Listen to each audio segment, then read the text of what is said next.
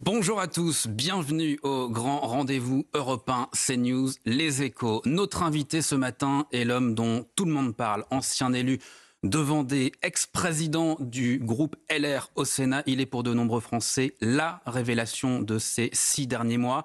Il est aujourd'hui l'un des membres du gouvernement les plus populaires et à 2 ans de la présidentielle fait partie de ces responsables politiques très bien placés pour jouer les premiers rôles. Bonjour Bruno Retailleau. Bonjour Jacques Sauret. Ministre de l'Intérieur et candidat déclaré à la présidence du parti Les Républicains. C'est votre grand rendez-vous jusqu'à 11h. C'est votre première interview sur Europe 1 et CNews depuis l'annonce de votre candidature. Insécurité, violence des mineurs, narcotrafic. Au-delà du constat, quelles sont vos solutions? Quelle est votre vision? Et puis au-delà de vos prérogatives ministérielles, quelle est votre ambition au sein des Républicains, mais aussi pour la France? À mes côtés, pour vous interroger, Mathieu Bock-Côté pour CNews. Bonjour Mathieu. Bonjour. Et Stéphane Dupont du journal Les Échos. Bonjour Stéphane. Bonjour. Bruno Retailleau, ces derniers jours, encore, la France, notre pays, a été marqué par l'ultraviolence. Elias allait avoir 15 ans. Ce lycéen a été tué dans les rues de Paris à coups de machette par 2 jeunes de 16 et 17 ans, connus de la police et de la justice. Louise avait 11 ans. Alors qu'elle rentrait chez elle, cette collégienne a été assassinée d'une dizaine de coups de couteau par un jeune homme de 23 ans, lui aussi connu de la police et de la justice. Bruno Retailleau, ces 2 meurtres auraient-ils dû être évités?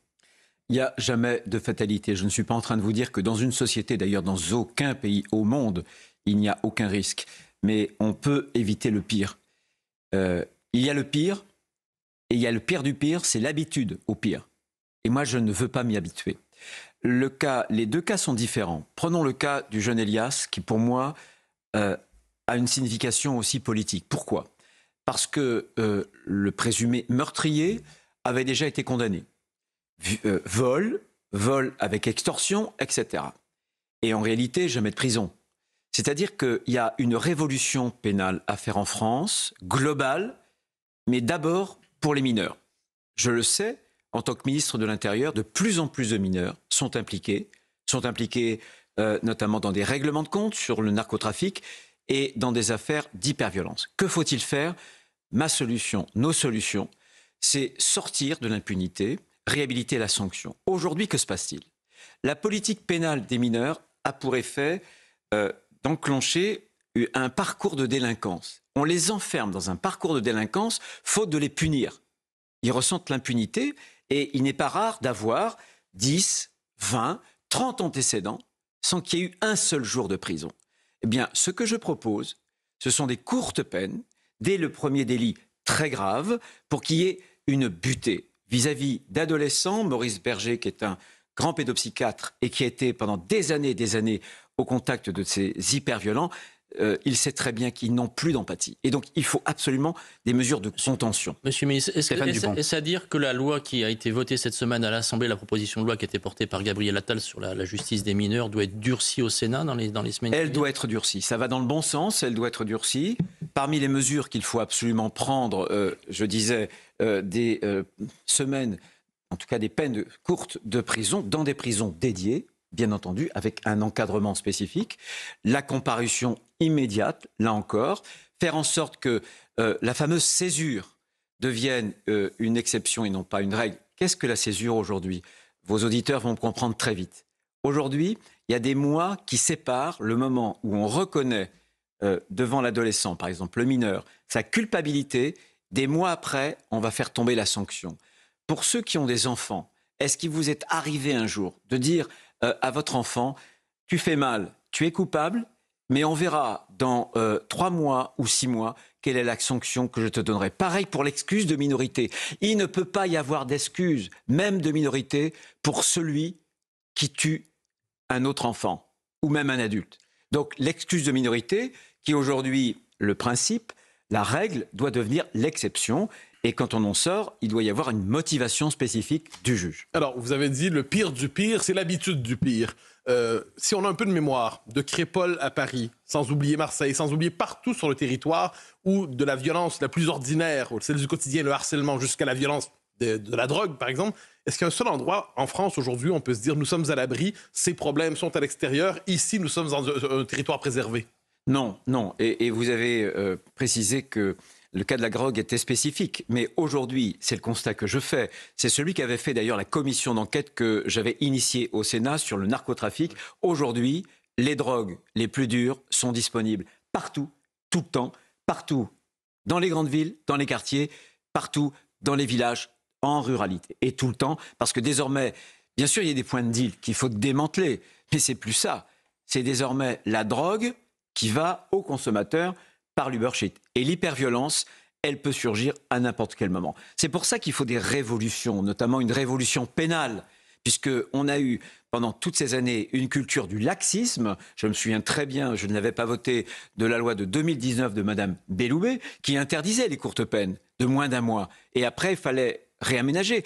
En réalité, il faut sortir d'une culture de l'excuse, d'une culture de la circonstance atténuante, où finalement, on regarde les droits de l'auteur, les droits individuels, et bien souvent, on ne considère pas suffisamment ceux de la victime et la protection de la société. Ce constat, les Français le partagent, Bruno Retailleau. Notre sondage ce matin, 81% des Français sont favorables justement à la suspension de l'excuse de minorité pour les mineurs qui participent à des crimes graves. Cette opinion des Français, comment pouvez-vous y répondre aujourd'hui? Et 82% dans un autre sondage sont favorables à des peines de prison courtes pour les mineurs. Exactement. Dès le premier délit grave. Et il faut préciser ce que tout à l'heure vous avez indiqué, c'est que désormais, une majorité de gauche consent à ce type de mesures. De même, pour les mesures de fermeté que j'ai proposées en matière d'immigration, il y a une partie majoritaire de l'électorat de gauche qui veut cette fermeté. Donc, on est en train de vivre une rupture. Et c'est, pour moi, quelque chose de neuf qui nous permettra demain d'agir. Mais Monsieur le ministre, vous parlez de rupture, mais quand on écoute notamment les responsables du Rassemblement national, ils disent Retailleau, c'est de la communication, et derrière la communication, il ne se passe rien, c'est de la mollesse. Qu'est-ce que vous répondez à ces attaques? Ils en savent quelque chose. Leur privilège à eux, c'est de n'avoir jamais rien fait. Moi, je suis ministre de l'Intérieur depuis 4 mois.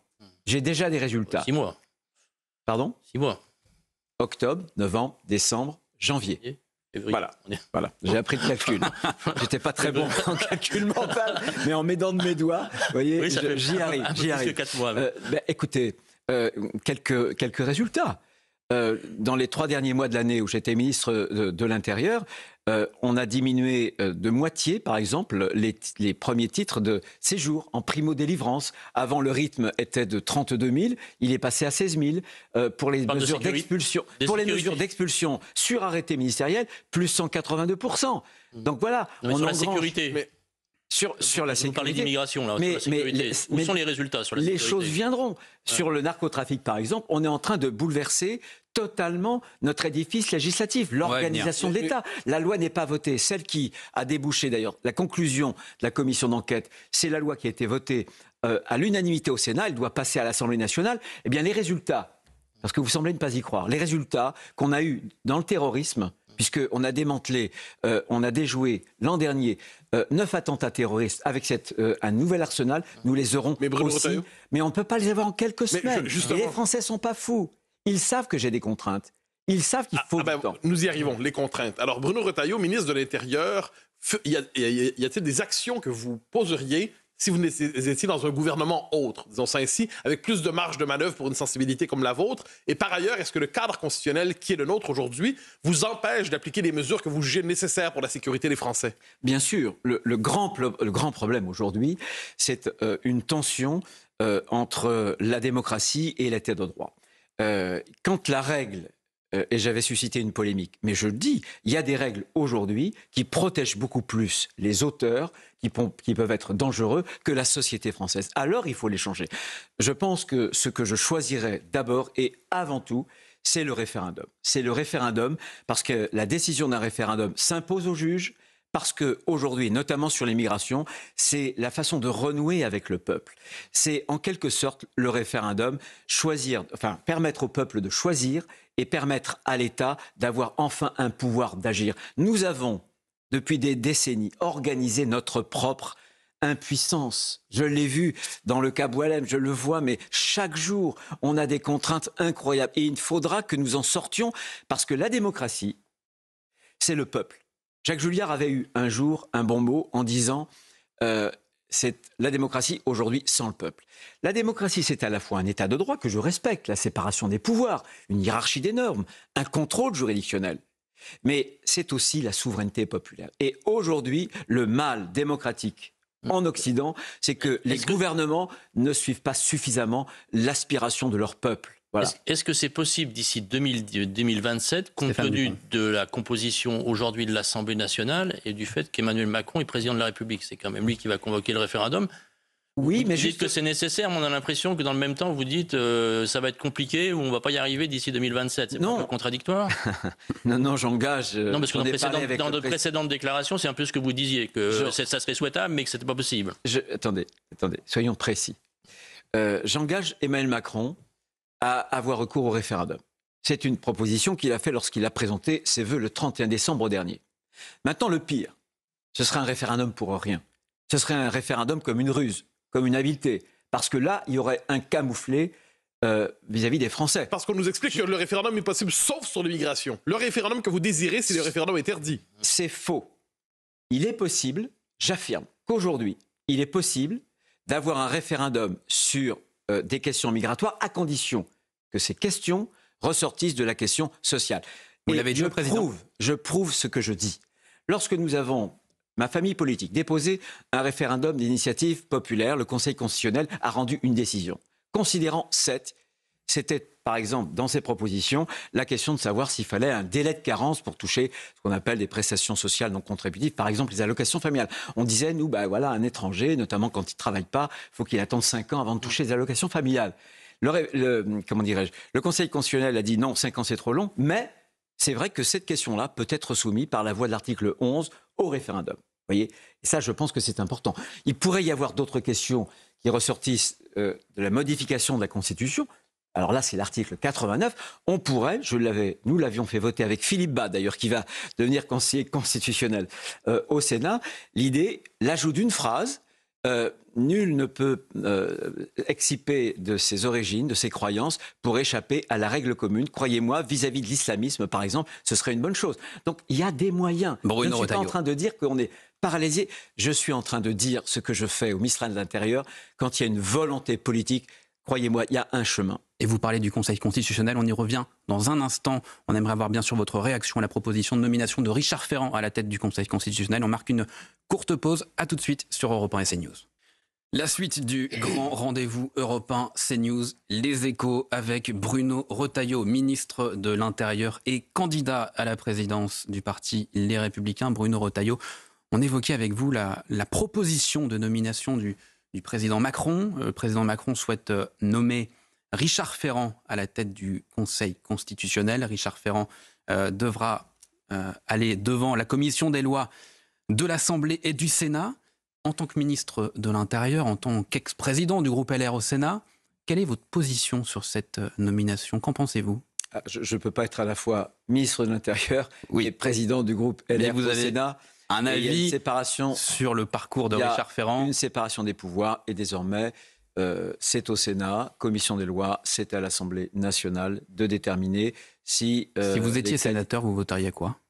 Écoutez, je ne me prononcerai pas, puisque si je me prononcerais, j'enfreindrais cette séparation des pouvoirs. Encore une fois, c'est au Parlement qui revient désormais de dire si Richard Ferrand... Mais il n'en demeure pas moins que la question qui est posée est légitime. C'est Laurent Fabius, qui va quitter ses fonctions, s'est fait une fierté lorsqu'il fait le bilan de son passage au Conseil constitutionnel, de dire à sa manière, on a verrouillé les référendums autant que possible, on a tout fait finalement pour que si jamais il y avait une pulsion populiste dans le pays, sont ces mots, eh bien, qu'elle ne puisse pas bousculer nos institutions. On a l'impression, pour ce qu'on en comprend, que le Conseil constitutionnel a pour fonction aujourd'hui, je prends le relais de ce qu'on se disait plus tôt, de radicaliser un état de droit dévoyé pour limiter la souveraineté populaire. De ce point de vue, c'est une question très politique. Ça, c'est une question très politique. Mais quels que soient justement les membres du Conseil constitutionnel, il faudra justement que les parlementaires pèsent à ce trébuchet-là leurs décisions. Et je m'explique très concrètement. Lorsque le Conseil constitutionnel a censuré 35 articles de la loi immigration, parce que selon lui, c'était des cavaliers législatifs, c'est-à-dire qu'ils n'avaient aucun lien, pas même indirect, avec la question de l'immigration, là, je pense que la décision n'était plus une décision juridique. Et vous voyez ce qui est terrible en termes de souveraineté. Oui. La souveraineté, et notamment la décision des assemblées. Ce vote, en tout cas cette loi, était passé avec une très forte majorité au Sénat et pratiquement une majorité des 2/3 à l'Assemblée nationale, ce qu'on voit très peu souvent. Donc, suivez mon raisonnement. La loi qui a été votée, qui a été soumise au Conseil constitutionnel, était le fruit des représentants de la volonté nationale. Et celle qui a été censurée, qui est devenue une loi, n'aurait jamais été votée. Donc, la loi qui va être appliquée, en réalité, ne l'aurait jamais été votée au Sénat. C'est une certitude, et peut-être à l'Assemblée nationale. Et pour autant, elle était censurée, alors même qu'il y avait une révision constitutionnelle voulue par Nicolas Sarkozy en 2008 pour élargir l'initiative parlementaire par la voie de l'amendement, où on avait dit non, il faut absolument qu'un amendement, pour être recevable, ait un lien direct, mais même indirect. Et là, le Conseil constitutionnel a fait une autre lecture. Pour moi, il est sorti même du texte de la Constitution. Ça pose un problème vis-à-vis entre... Justement, c'est cette tension entre ce qu'on appelle un État de droit et la souveraineté populaire. Mais justement, si je peux me permettre un instant, vous voyez les chiffres du JDD aujourd'hui sur la submersion migratoire. La question s'est imposée encore dans l'actualité. François Bayrou parle de sentiment de submersion migratoire. Jean-Luc Mélenchon se revendique du grand remplacement. Vous l'avez probablement entendu dire ça. Mais Daniel Cohn-Bendit a utilisé le mot grand remplacement pour la situation de Mayotte. Et François Mitterrand avait indiqué que le seuil de tolérance sur le sujet était dépassé. Mais justement, est-ce qu'on est dans cette situation où d'un côté, la France a un problème existentiel avec les vagues migratoires et de l'autre côté, ses institutions ne lui permettent pas de répondre à la question migratoire? Est-ce qu'on est dans cet écartèlement existentiel aujourd'hui? Il y a un écartèlement existentiel, il y a cet écartèlement entre la démocratie et une forme d'état de droit, et certains, c'est pour ça que, encore une fois, l'état de droit, séparation des pouvoirs, la démocratie, les normes, la hiérarchie des normes, le contrôle juridictionnel, c'est ça l'état de droit. Mais certains voudraient nous vendre des règles comme faisant partie de l'état de droit. Or, ça n'est pas un cadre juridique qui nous vende, c'est un cadre idéologique. Et je pense que demain, mais ça ne peut être tranché qu'en 2027, la grande question, c'est est-ce qu'on redonne à la souveraineté nationale populaire une vigueur? Est-ce qu'on écoute notre peuple? Ou est-ce qu'on fait comme avant et on se laisse finalement... On organise notre propre impuissance. Je le vois tous les jours. Cet échafaudage juridique nous rend impuissants, ligote l'État régalien.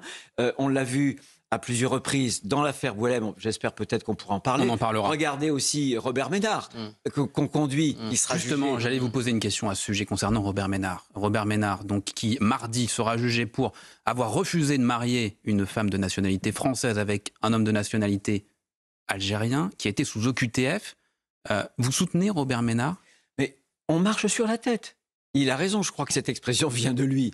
Mais il y a un OQTF défavorablement connu des services de police qui souhaitent se marier, et on sait très bien que par la voie du mariage, on peut ensuite régulariser. Le maire, soucieux, de l'ordre public, s'y oppose, et c'est lui qui se retrouve devant le tribunal, devant les juges, et non pas l'individu qui est entré irrégulièrement. Il y a heureusement un texte de loi qui va être examiné dans quelques jours au Sénat. Gérald Darmanin, d'ailleurs, s'est exprimé cette semaine aux questions d'actualité. Je le soutiens, et je pense que quand la règle est mal faite, il faut la modifier. Est-ce qu'à la place de Robert Ménard, vous auriez fait la même chose, à savoir refuser de marier ces deux individus? En tout cas, je comprends. Et je pense qu'il faut changer cette règle. Voilà, c'est ce qui sera fait. Il y a une première tentative au Sénat dans quelques jours, et elle sera soutenue par le gouvernement, par la voix du garde des Sceaux. Oui. Je reviens juste 2 secondes sur le Conseil constitutionnel. On en a beaucoup parlé. Vous disiez que le cadre juridique, le cadre constitutionnel est une entrave aujourd'hui, et vous dites qu'il faut un rééquilibrage. Mais je ne dis pas que le cadre, je dis pas que l'ensemble du cadre constitutionnel. Je pense qu'on a, vous dites qu'il faut une très bonne constitution. Ce que je souhaite, c'est qu'elle soit vraiment appliquée exactement comme les traités européens. Il y a des juges européens. Et justement, est-ce que la nomination de Richard Ferrand, qui est un proche du chef de l'État, un très proche même, est-ce que vous pensez que ça peut faire évoluer les choses dans le bon sens, ou est-ce qu'au contraire, quand on écoute les députés ou les sénateurs LR, ils sont très très réservés sur cette nomination. Vous ne voulez pas vous exprimer personnellement là-dessus, mais ça pose quand même un problème. En tout cas, il reviendra au Conseil constitutionnel. Le Conseil constitutionnel, contrairement à d'autres cours, n'est pas une cour suprême. Ça n'est pas, si j'ose dire, la fusion du Conseil d'État, de la Cour de cassation et du Conseil constitutionnel. Ça n'est pas une Cour suprême. Le général de Gaulle avait cette phrase, et moi je suis gaulliste, la seule Cour suprême en France, c'est le peuple. Alors, on parle d'un état de droit dévoyé, je pense une formule qui revient souvent. Est-ce qu'un autre aspect de cet état de droit dévoyé aujourd'hui, c'est le fait que lorsque quelqu'un tient un propos qui peut choquer les uns les autres, il soit immédiatement me la traîner devant les tribunaux. Je pense ici à Nelly Garnier, qui fait partie de votre famille politique, qui a attaqué sévèrement, mais politiquement, la mairie de Paris. Et là, on dit, ce sera devant les tribunaux, on va régler cette question-là, lorsqu'elle a dit, c'est finalement le système qui a armé le bras de celui qui a tué le jeune Elias. Écoutez, moi j'étais à Grenoble vendredi. J'ai eu un entretien serré, franc, direct, comme on dit, avec Éric Piolle, le maire de Grenoble, notamment sur la question de la sécurité. Je lui ai dit, écoutez, moi j'ai des désaccords avec vous. Le premier, c'est qu'évidemment, dans une commune, une municipalité, il faut avoir une police municipale, il faut qu'elle puisse se défendre, se protéger, elle doit être armée, il faut multiplier les caméras de vidéosurveillance et je suis contre la légalisation du cannabis. Donc voilà, on a des systèmes, bien entendu, et des idéologies qui protègent moins que d'autres, ça c'est clair.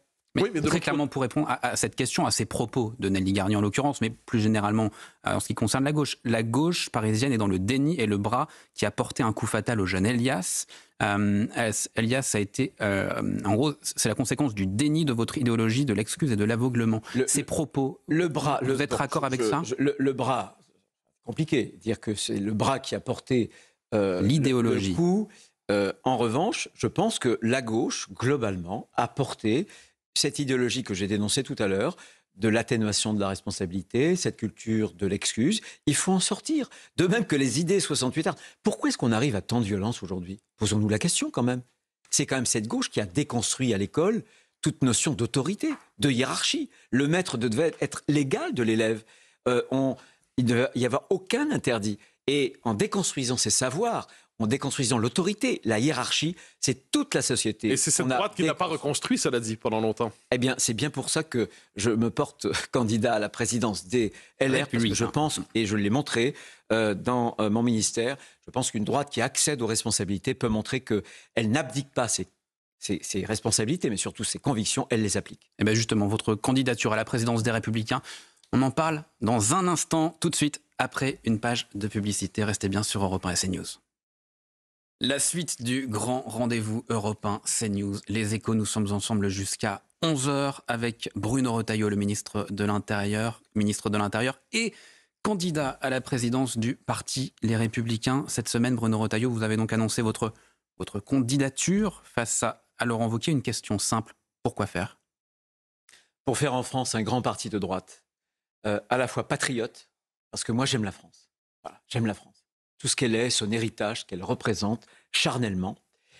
Et je veux aussi, et je l'ai vu, je vois bien que les Français plébiscitent. Vous l'avez vu à travers des sondages, je le vois à travers d'autres sondages. La France est plutôt à droite aujourd'hui.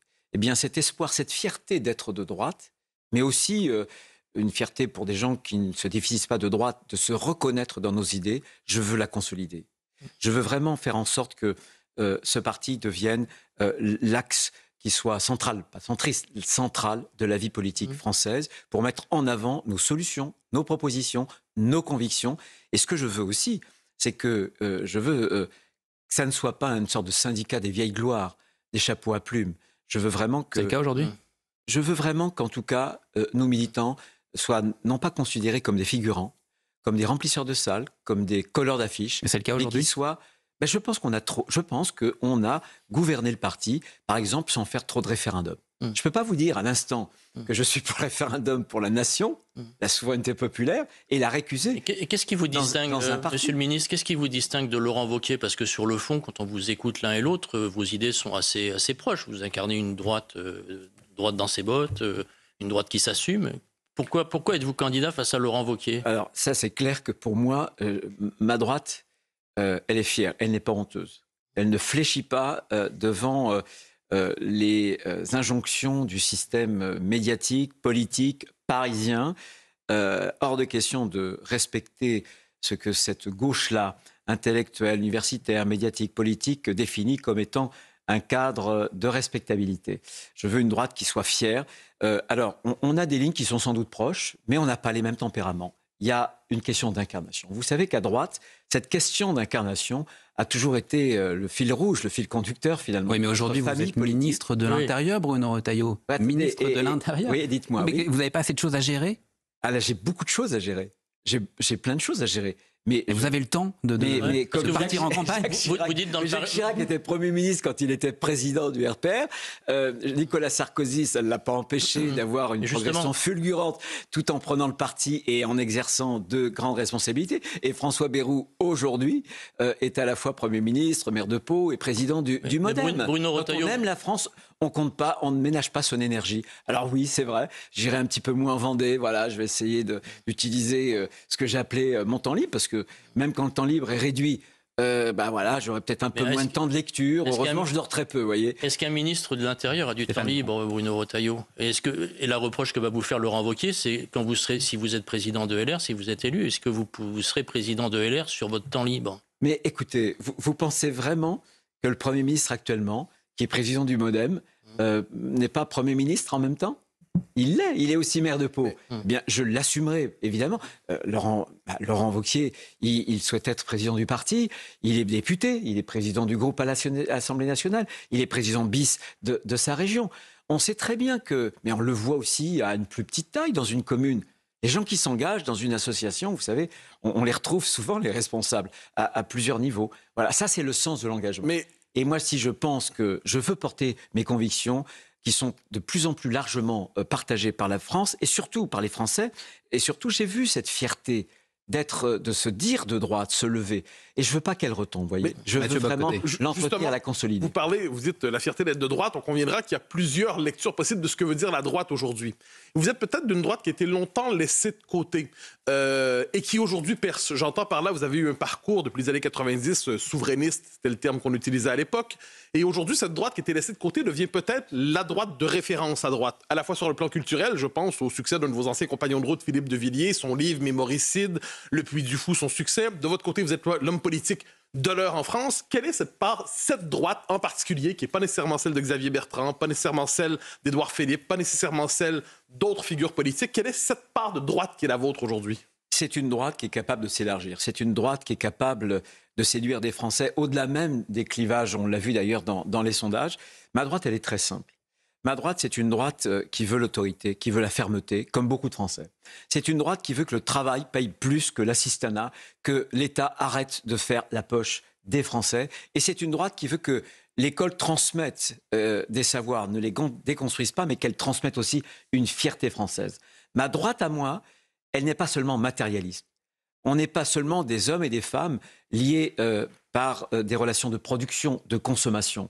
Ma droite à moi, elle sait que la dimension immatérielle dans un être humain est importante et qu'on doit porter, nous les hommes et les femmes politiques, une dimension immatérielle. Parce que les questions qui secouent toute l'Europe, tous les peuples, notamment dans le camp occidental, ce sont des questions immatérielles. La question de la culture, est-ce que demain on se retrouvera étranger chez soi? Est-ce que demain on gardera nos codes culturels, notre civilisation? Eh bien, c'est ma droite. C'est une droite qui n'oublie pas que, bien entendu, la richesse des peuples, elle est matérielle. Il faut du pouvoir d'achat. Mais que la richesse des peuples, des nations, elle est aussi immatérielle. Parce que la France, c'est un héritage spirituel. Et c'est une œuvre, là encore, immatérielle qu'il nous faut prolonger dans l'avenir. Sur le plan politique, vous êtes déjà capable, des sympathies se manifestent à votre endroit. On a eu Xavier Bertrand cette semaine, je le note. Et il y a aussi Marion Maréchal qui, de son côté, dit « Avec Bruno Retailleau, j'ai aucun désaccord fondamental. » Nous n'avons pas les mêmes choix politiques, mais nous n'avons aucun désaccord fondamentaux. Est-ce que pour vous, de Xavier Bertrand à Marion Maréchal, il y a quelque chose comme la droite de demain que vous pourriez porter? C'est moi ce que j'appelle absolument, ce que le général de Gaulle, plutôt, restons modestes, appelait la majorité nationale. Ce que je viens de vous décrire pour une école méritocratique, pour un travail qui valorise, qui paye, pour une autorité, c'est-à-dire une hiérarchie, etc., qui fonctionne dans notre société, en fait, elle est partagée par beaucoup de Français. Il y a, même ceux qu'on a classés à l'extérieur du cordon sanitaire? Mais écoutez, moi, Jordan Bardella, je ne me donne aucune frontière. Non pas s'agissant des partis, s'agissant des électeurs. Et d'ailleurs, regardez la structure des sondages. Je suis un des seuls qui parviennent à séduire tout autant des électeurs qui ont voté Rassemblement National. Il est probable d'ailleurs que ces électeurs aient voté UMP ou RPR auparavant, et des électeurs qui aient voté Emmanuel Macron. Ils votaient Emmanuel Macron parce qu'ils pensaient qu'Emmanuel Macron incarnait la liberté, et il votait Rassemblement National ou Éric Zemmour parce qu'il pensait qu'il incarnait une idée de la civilisation ou de la fermeté d'autorité. Moi, je pense que la politique, c'est pas de se rabougrir. La politique, c'est de s'élargir. Et c'est ce Bruno projet Retailleau. que je veux mener en refondant un grand parti de droite en France. Justement, Bruno Retailleau, vous parlez des sondages. Selon les sondages, justement, les Français voient en vous un homme sincère. Alors dites-nous sincèrement, oui ou non, avez-vous des ambitions pour la prochaine présidentielle ? Chaque chose dans son temps d'abord, et j'ai pas le virus de la présidentielle, je le dis sincèrement. Vous regarderez mon parcours politique. D'abord, l'INA, lorsque je suis arrivé au ministère de l'Intérieur, a compilé, mais depuis 97, je crois, enfin pratiquement depuis une trentaine d'années, mes déclarations sur des grands sujets que j'aborde. Et curieusement, ils n'ont pas trouvé de différence de tonalité, de différence de fond. C'est-à-dire Mais vous n'y que ce pensez que pas. je disais, voilà, je le dis toujours, même quand c'était difficile à dire, je tiens des positions quand elles sont les miennes. Je crois que si, comment dirais-je, ma politique et ma personnalité rencontrent, comment dirais-je, un petit succès en tout cas, c'est parce qu'il y a un alignement chez moi entre ce à quoi je crois et ce que je dis et ce que je fais. Voilà. Mais pensez-vous à la présidentielle ? Je n'y pense pas. Et je n'ai pas ce virus-là. Justement, Mais ce que je veux, moi, c'est un combat pour les idées. Parce que c'est toujours ce qui a guidé ma vie. Et dans tout mon trajet politique, vous pourrez l'observer, jamais je ne me suis demandé jusqu'où je vais monter. Toujours, je me suis demandé, que puis-je faire pour être utile ? Vous voyez, ce en quoi il y a peut-être quelque chose en moi de désuet. Je suis habité par un sentiment qui aujourd'hui est totalement déclassé, qui est le sentiment de la gratitude. Depuis toujours, j'ai un sentiment d'avoir une dette vis-à-vis de mon pays. J'ai un grand-père qui a reçu une balle en 14, qui lui a traversé la gorge, un père qui a fait la guerre d'Algérie, et j'ai le sentiment justement de vivre en paix, avec cette liberté chèrement conquise, et je me suis toujours dit, mais comment est-ce que je peux être utile à ma communauté humaine ? Alors d'abord la Vendée, mon village, la Vendée, quand j'ai créé mon école de musique dans une commune de 1000 habitants, etc. etc. Justement, Bruno Retailleau, Stéphane Dupont. Jean-Luc Mélenchon ce matin dans la tribune dimanche dit que le surgissement de M. Retailleau change la donne politique. Et il dit que vous êtes même la meilleure chance de l'arc réactionnaire. Lui, il vous voit des ambitions présidentielles et il dit même que vous avez des bonnes chances d'y réaliser un très bon score, voire de l'emporter. C'est une critique à peine voilée, mais une critique de M. Mélenchon, pour moi, c'est comme une légion d'honneur, vous voyez. Mais justement, c'est intéressant parce que d'un côté, vous l'avez, bon, le NFP se fracture un peu aujourd'hui. On l'aura noté, mais la gauche est parvenue à s'unir parce qu'elle n'accepte pas d'interdits moraux. Les socialistes s'entendent avec les LFI lorsqu'il le faut au moment des élections. Est-ce que ce qui a tué la droite depuis si longtemps en France, c'est qu'elle subissait le terrorisme intellectuel de la gauche, pour reprendre la formule de Jean Sévilla? Est-ce que de ce point de vue, ceux qu'on a traités comme des parias, le RN Reconquête, même les partis, j'entends, ne méritent pas d'être considérés comme des partis légitimes, des partis respectables aujourd'hui? Ça, c'est un débat qui est, je crois, dépassé. Ce que je sais, en tout cas, puisque j'ai une ligne et j'ai des convictions. Vous prenez le cas, par exemple, du Rassemblement national. Sans doute que sur des questions d'autorité, de fermeté, les choses peuvent se croiser. Et ce que je disais, par exemple, en 1997, c'est ce que je dis maintenant. Monsieur Bardella avait 2 ans en 97. Madame Le Pen n'était pas encore entrée en politique. Donc ce ne sont pas eux qui m'inspirent. Ce sont mes convictions. Je ne dis pas qu'ils vous inspirent. Au niveau économique, je suis désolé, il y a une convergence. Au niveau économique, Marine Le Pen, pour moi, c'est du socialisme. C'est du socialisme. Quand il y a quelques jours, elle est interrogée sur un plateau pour lui demander, mais alors, la masse salariale de l'État, les dépenses, et elle balaie ça d'un revers de main en disant, mais ça, c'est des trucs de droite. C'est qu'elle n'a rien compris. Quand je fais voter, moi, au Sénat, les 15 heures de contrepartie au RSA, parce que pour moi, une allocation sociale, c'est pas un dû. Voilà, ça se mérite aussi. Eh ben, elle a fait voter contre à l'Assemblée nationale son parti. Donc, encore une fois, je ne peux pas, moi, être sur une ligne de crête sur les convictions et consentir à des choses qui ne sont pas de l'ordre des convictions. Bruno Retailleau, nous sommes ensemble jusqu'à 11h sur Europe 1 et sur CNews. Dans un instant, on va parler de l'expulsion ratée de l'influenceur Doualem, de la détention de l'écrivain franco-algérien Boualem Sansal, mais aussi et surtout avec vous, Mathieu Bock-Côté, du discours du vice-président américain J.D. Vance. A tout de suite sur Europe 1 et CNews. Le grand rendez-vous Europe 1, CNews, Les Échos, jusqu'à 11h avec Bruno Retailleau, avec Stéphane Dupont du journal Les Échos et Mathieu Bock-Côté de CNews. Mathieu, vous souhaitez interroger le ministre de l'Intérieur sur le discours prononcé par le vice-président des États-Unis, J.D. Vance, il y a quelques jours. Oui, J.D. Vance à Munich, je crois que c'était avant-hier, qui fait un discours avec 2 grands axes. Il dit aux Européens, faites attention, votre propre civilisation est en train de se dévorer de l'intérieur. Il dit, la censure progresse en Europe. le pluralisme politique n'est pas toujours respecté, on annule des élections en Roumanie, on menace d'en annuler ailleurs. Donc l'Europe est-elle en train, de son point de vue, il dit, elle renie sa propre tradition de liberté. Et de l'autre côté, il parle d'immigration, il dit jamais les Européens n'ont été consultés par rapport aux grands changements démographiques qu'ils connaissent aujourd'hui. Alors, plusieurs ont été scandalisés par ce discours. Est-ce que c'est votre cas? Moi, je ne suis pas américain, je suis français. Je ne suis pas, comme disait Régis Debray, un galoricain. Et je veux garder mes racines françaises, je suis fier, j'y tiens. Il y a à boire et à manger. Là où je ne suis absolument pas d'accord, c'est sur la Roumanie. Il est clair qu'il y a eu des ingérences. Et si je le dis, c'est parce que j'ai un certain nombre d'instruments. La DGSI est reliée au ministère de l'Intérieur.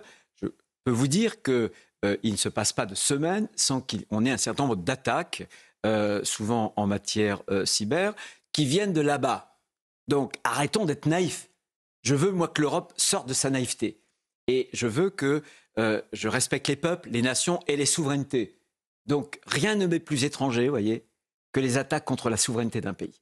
Donc ça, franchement, c'est pas mon truc, comme dirait l'autre. En revanche, là où ce discours a en moi et pour moi un écho, c'est lorsqu'il dit que pour l'immigration, ce que je dis, ce que Marcel Gauchet a dit dans ce livre superbe, Le malheur français. Mais alors, Marcel Gauchet, on ne peut pas le classer comme un écrivain de droite. Voilà, même si il avait fait partie d'une liste d'un homme d'extrême gauche d'ailleurs. Mais en revanche, que dit-il?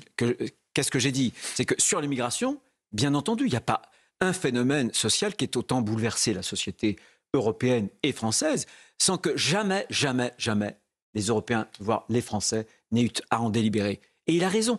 Et ce qui se passe aux États-Unis, écartons le côté fantasque de M. Trump pour s'attacher à sa victoire qui a été une victoire populaire. C'est parce qu'il veut renouer justement avec la souveraineté populaire. Alors, il le fait, on peut juger avec beaucoup de critiques la façon de le faire.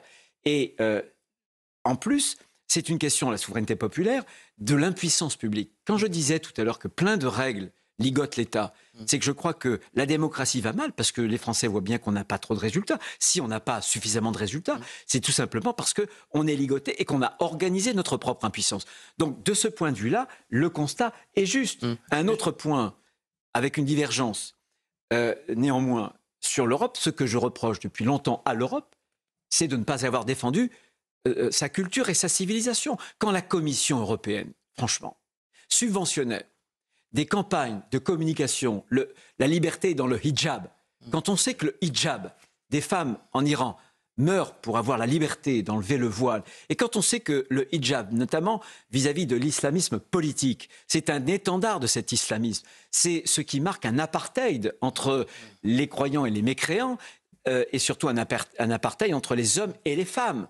Donc, trop longtemps, la Commission, l'Europe, en réalité, sous prétexte d'ouverture, s'est finalement vidée de ce qu'elle était. Eh bien, il n'y aura pas d'Europe puissance. Moi, je vous le dis. Il n'y aura pas d'Europe puissance si on ne récupère pas ces éléments de fierté immatérielle. Bruno Voilà. Retailleau, C'est vain de vouloir une Europe si l'Europe ne campe pas en sachant quelle est son identité, sur quel mur fondateur la construction repose. Et plus généralement, sur les débuts du président Trump, vous dites qu'il y a à boire et à manger, mais est-ce qu'il n'y a pas des choses, selon vous, dont il faudrait s'inspirer, qu'on pourrait reprendre en exemple? Je pense notamment à la politique qu'il mène sur les dépenses publiques. Là, il est en train de tailler à la hache avec M. Musk. Est-ce qu'en France, on pourrait faire ce genre de choses? De toute façon, là encore, il y a la façon de le faire. Mais aujourd'hui, on est au bout du cycle.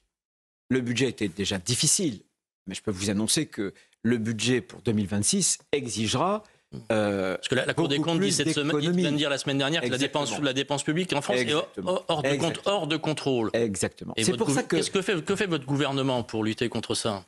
Écoutez, le gouvernement, déjà, il y a eu une 50aine de milliards, voilà, avec un partage entre les dépenses et puis la fiscalité. Trop de fiscalité, mais le budget, le Premier ministre l'a dit lui-même, il est perfectible, il n'était pas parfait. Bien. Mais ce que je peux vous dire, mais c'est sur le sens de tout cela, c'est qu'aujourd'hui, on est en bout de cycle. Pourquoi? Parce qu'en France, qu'est-ce qu'on a fait? À chaque fois qu'on avait un problème, pour l'école, pour la santé, pour la justice ou autre, on y répondait avec de la subvention, avec de la dépense publique. Eh bien, aujourd'hui, quand vous mettez toujours plus d'argent dans un système qui ne fonctionne pas, le système fonctionne encore moins bien. Ce qu'il faudra pour améliorer les services publics. Les Français sont scandalisés. Pourquoi? parce qu'ils payent de plus en plus et qu'ils constatent que leur service public, ça marche de moins en moins. Eh bien, il faudra des réformes, débureaucratiser l'hôpital. Ça n'est pas normal qu'on ait le pays où il y ait le plus d'administration administrante. Voilà, à l'hôpital, il faut libérer ces postes pour des postes de soignants. Sur l'école, c'est la même chose. Il faudra revoir des méthodes. Il faudra profondément changer un certain nombre de choses, mieux former les maîtres et puis avoir de la transmission, comme je le disais, des savoirs fondamentaux. Revenir, pour ce qui me concerne, à des règles qui nous permettent de maîtriser nos frontières, de maîtriser celles et ceux qu'on souhaite ou non voir sur notre territoire. Bruno Retailleau, nous sommes le 16 février. Cela fait 3 mois, jour pour jour, que l'écrivain franco-algérien Boualem Sansal a été arrêté par la police algérienne. Avez-vous des informations le concernant ? C'est votre ami. Il y a 3 semaines, sur ce plateau européen CNews, vous demandiez au régime algérien un geste humanitaire. Avez-vous eu ne serait-ce qu'une réponse ? Rien. J'ai de moins en moins d'informations sur Boualem. Il est âgé et il est malade. C'est un scandale qu'il ait été arrêté et qu'il soit détenu. Ce que je veux dire aujourd'hui, c'est que je déplore que la France ait eu aussi peu de réactions. Je suis la bête noire. Ma tête est mise à prix, si j'ose dire, au sens figuré, dans toutes les unes d'un certain nombre de journaux liés au régime. Qui m'a défendu ? Jean-Pierre Chevènement. Ce que je veux dire, surtout, c'est que nous devons défendre Boualem comme une cause humanitaire. Souvent, la France se targue pour vous, le Quai d'Orsay ne réagit pas assez suffisamment. Il faut prendre des sanctions contre l'Algérie. Il faut prendre des mesures. Je pense qu'il faut adopter. Je pense que le monde a changé. Il est menaçant. Oui. Alors, on peut le déplorer ou non, mais je pense qu'aujourd'hui, cette idée du rapport de force, quand on ne souhaite pas l'utiliser, on se condamne. Mais vous dites la France n'en fait pas assez. Soyons plus concrets. Qui n'en fait pas assez ? Est-ce que le gouvernement n'en fait pas assez ? Est-ce que le Quai d'Orsay n'en fait pas assez ? Ce sont les intellectuels qui n'en font pas assez ? Est-ce que le gouvernement pourrait en faire davantage ou faire autrement ? Moi, je pense qu'on devrait poser sur la table l'accord de 68, l'accord de 2007, les visas sur les diplomates. Je pense qu'on a aussi un certain nombre de réponses individuelles. Mais moi, je n'en peux plus. Voilà. Je n'en peux plus parce que ça n'avance pas. Jean-Noël Barrot, vous en avez parlé avec lui ? Écoutez-moi. On ne peut pas se dire le pays représentant les droits de l'homme et finalement laisser faire. C'est intolérable. Boualem est un homme âgé et malade, mais surtout Boualem est aussi le représentant de la francophonie. Son dernier livre, vous connaissez ? C'est sur le français. Sur le français. Nous sommes une patrie littéraire. Chez nous, la langue, c'est ce qui lie la nation. La patrie littéraire, ça veut dire que nous sommes la nation qui avons eu le plus de prix Nobel de littérature. Voilà. Mais Bruno Retailleau... Et c'est à ce titre-là, en défendant le français. Boualem défend la France. Il défend la France en défendant le français. Et nous, que faisons-nous ? Mais j'y reviens. Vous faites une défense éloquente et émouvante de Boualem Sansal, avec raison. Et je repose la question parce qu'elle me semble importante. Est-ce que vous avez l'impression que cette cause que vous portez est portée aussi par les autres membres du gouvernement avec la même passion ? Parce que je me trompe peut-être, mais j'ai l'impression que plusieurs sont très discrets, alors que ça pourrait être aisément une cause nationale. Je pense qu'il y a une tradition et sans doute une pensée qui considère que plus on est discret, plus on obtient de résultats. Pas une forme de complaisance aussi, monsieur le ministre ? Non, au-delà de la complaisance. Non, est-ce qu'il y a une forme de complaisance ? D'obtenir des résultats. Moi, je pense que fondamentalement, on doit transformer notre relation avec l'Algérie. Le président de la République a beaucoup donné, il a beaucoup tendu la main. Pour quelle contrepartie ? Je ne les vois pas. Donc aujourd'hui, il faut changer de pied. C'est au président de changer de pied, à vous entendre. Non. Le ministère des Affaires étrangères, c'est un peu le domaine réservé. Il a un peu changé de pied cet été, le président. Il faut poser un rapport de force. Seul le résultat compte. La discrétion, moi je veux bien, mais au bout de 3 mois, cette discrétion a-t-elle payé ? Pour l'instant, elle n'a pas payé. Bien. Donc moi, je prêche depuis des semaines pour qu'il y ait un rapport de force, des signaux qui sont envoyés. Avec François-Xavier Bellamy, il a porté, il y a 15 jours, au Parlement européen, et j'en ai parlé à Roberta Mazzola cette semaine à Strasbourg, je pense qu'il faudrait aussi sortir du face-à-face France-Algérie, et que, puisqu'il y a un gros accord qui est en train de négocier en Europe, eh bien j'espère que les chefs d'État européens s'opposeront à ce qu'un accord européen soit conclu avec l'Algérie tant que Boualem Sansal n'aura pas. Mais la dimension été libéré. France-Algérie est pourtant centrale, parce qu'on a le grand récit public. Un peu d'un côté, la France qui chante l'amitié franco-algérienne, qui continue de la chanter, mais l'Algérie, manifestement, semble assez étrangère à ce récit. Est-ce que l'Algérie se comporte aujourd'hui comme un régime hostile à la France? C'est pas le peuple algérien qui est le régime. C'est le régime. J'ai pas dit du peuple, je parle Vous du régime. avez raison. Eh bien, prenons des choses très concrètes. Boualem Sansal est emprisonné. Ensuite, le français éradiqué de l'école primaire au profit de l'anglais. Ensuite, vient d'être réhabilité, il y a un an et demi, un couplet très anti-français dans l'hymne, dans la Marseillaise algérienne. Par ailleurs, nos entreprises sont de plus en plus blacklistées de la commande publique en Algérie, des appels d'offres. Qu'est-ce qu'il nous faut? Qu'est-ce qu'on va perdre de plus? Qu'est-ce qu'on va perdre de plus en disant à l'Algérie, respectez-nous, parce qu'alors on utilisera tous les moyens de souveraineté qui sont à notre disposition. Qu'est-ce qu'on perdrait de plus? Et au niveau européen, l'accord dont vous parliez, qui est en négociation, il faut le suspendre, l'arrêter, il faut arrêter les discussions avec l'Algérie? Je dis qu'au niveau européen, tant que Boualem Sansal n'est pas relâché, l'Europe doit stopper les négociations sur cet accord Europe-Algérie. C'était le grand rendez-vous européen CNews, les échos de Bruno Retailleau. Merci beaucoup Bruno Retailleau d'avoir accepté notre invitation.